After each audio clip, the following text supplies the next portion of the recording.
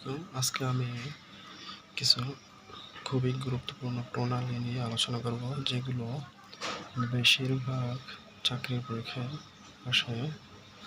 যেমন হরমোজ প্রণালী। সংযুক্ত করেছে পারস্য উপসাগর ও ওমান উপসাগর। বিভক্ত করেছে আরব আমিরাত ও ইরানকে। তারপরে দেখবো আমরা জিব্রাল্টার প্রণালী সংযুক্ত করেছে ভূমধ্যসাগর ও আটলান্টিক মহাসাগরকে।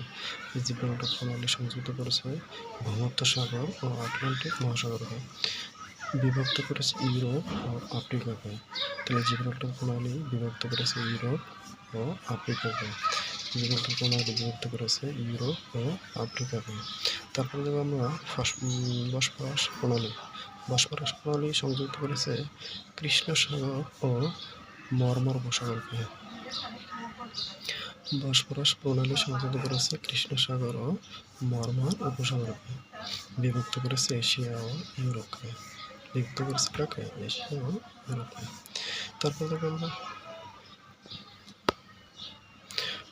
পক প্রণালী সংযুক্ত করেছে বঙ্গোপসাগর ও মান্নার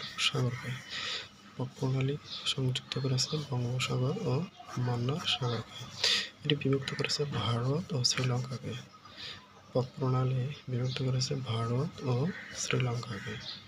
তারপর আমরা সুয়েজ খাল সংযুক্ত করেছে লোহিত সাগরকে ও